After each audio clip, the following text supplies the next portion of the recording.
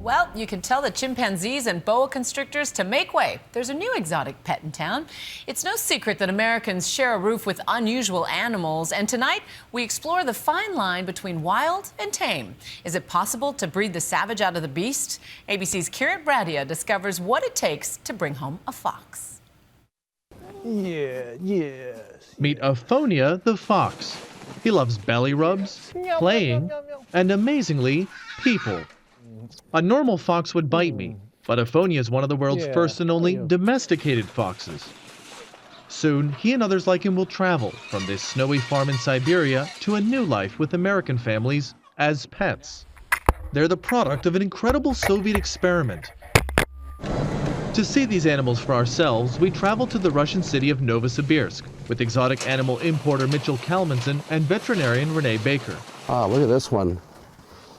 A Georgian white, isn't it? Yep. They brought the first domesticated foxes to the U.S. last year, and they're returning to pick up more. Hi, how are you? Wanna go for a little trip to the U.S.? They're selling for about $8,000. And if you've got that, just remember, these animals love to dig. Well, they're just like a dog. It's quite fascinating. We're able to train them to sit, stay.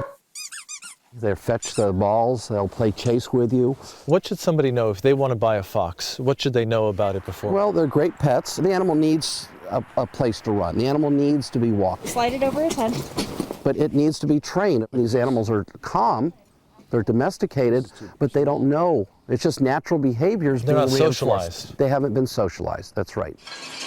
That's because they've spent their entire life in a cage. While these foxes like to be with people, they don't really know how. Still, it's easy to forget that not too long ago, this was a wild animal. Look how pretty. You're so soft. It all began when Soviet scientists wanted to study how wolves turned into dogs. They tried to replicate that evolution with foxes. They selected only the least aggressive foxes for mating, and after just a few generations, they observed something incredible. These natural hunters became less fearful of humans.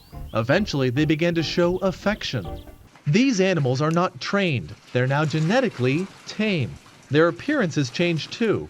Their legs are shorter, and some even wag their tails. You can fall asleep on the couch watching TV with a fox next to you. It won't hurt you. On this trip, they're transporting 2 foxes. They're placed in specially designed cages with water and food trays for the long plane ride. Domestic fox. At the airport, they draw some curious looks. Pretty soon, they're the center of attention. In a country where a fox is more likely to be a coat than a pet, nobody seems to know what they are. Alrighty, there you go. Finally, after lots of paperwork and a final check from the vets, they're on their way, headed to a home near you. Thank you. This fox named Arcee has been with his owners for a few months. He's living the life in Florida, lazy afternoons on the porch and walks on the beach in the evening, a long way away from that frozen farm in Siberia. For Nightline, Kiran Bradia, ABC News, Novosibirsk, Russia.